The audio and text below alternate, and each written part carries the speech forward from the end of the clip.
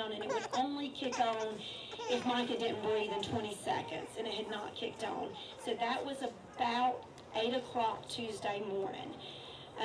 The respirator has never kicked on. Micah has continued to breathe on his own.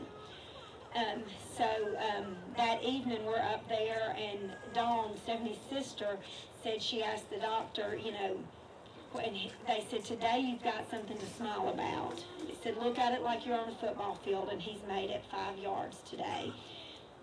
So on that day, that was Tuesday, that was the first day they had given them any hope. Well, then on Wednesday, and most of you probably read it on Facebook, they actually used the words, when you go home, which was huge. That was what they had been waiting to hear. So at this point, Micah has continued to breathe on his own. His kidneys had started to fail a little bit, but they are coming back. They're working their way back. They're a lot better. The swelling has gone down tremendously, still a little swollen. I know y'all all want to know about the MRI because y'all knew that it happened yesterday. They did get the results back, but at this point it's still very inconclusive because he's so little. So with that being said, I will tell y'all that tonight is more important than ever because, they were so hoping for something today, and they just don't know. They don't know what kind of damage was done. Yesterday, I called Jason Bryant, who's going to come up and pray here in a few minutes for Micah with us. And Jason's a lieutenant with Henry County Fire Department, and it was his team, not him personally, but his guys that responded. And Jason was just telling me how, his guy just telling him that they couldn't believe it, that he was gone. He was gone when they got there, and just what a miracle it is. And they call Jason and a couple times a day and check on Micah, and one of the guys pulled Jason aside on Wednesday and said, we've been praying for him to live, but now we're praying that this little boy runs in here one day and hugs us. And that's, yesterday when I talked to Stephanie and she told me that her prayer had changed, she said, I've been praying to take my baby home, but now I'm praying to take my baby home, the baby that I loved home. And it was when we were talking about doing this tonight, so I told her, I said, well, tomorrow night, Stephanie, we're going to pray, watch that baby play baseball out there one day. Because that's what we're asking God for. We're asking for complete healing. God doesn't give little gifts. He gives big gifts.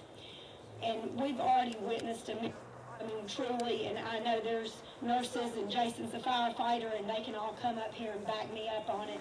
Ken, I know you on it. Mandy, there was no hope. 24 to 48 hours, his heart was going to stop.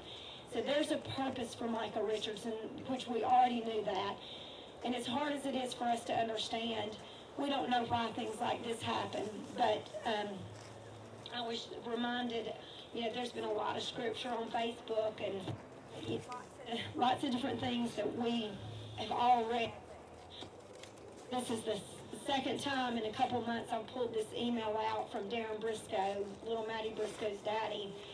And he said, when something happens to your child, it's just inevitable for the parents to ask, did we do something wrong?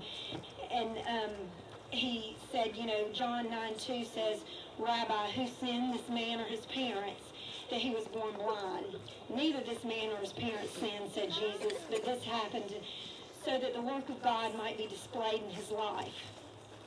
And as much as I hate it that that little boy's laying up there fighting for his life and that Tim and Stephanie are in so much pain, I do know, and I just can't even begin to imagine. I was telling my friend Valerie today, how many lives have been touched. I love my husband, and he's a good man. He's a real good man. He's not a real religious man. But I know that him and a couple of his friends they've witnessed a miracle this week. We've got to see firsthand how God works. And you don't know the lives that are changed by something like that. And that's what I told Stephanie when she's, fearful about the brain and everything. I said, God has a purpose. And you don't know with rehab and things like that who you might meet and whose lives Micah's life might change. We just don't know. We don't understand. It's hard to explain. But I do know, and I know that there's a lot of you out here that agree with me that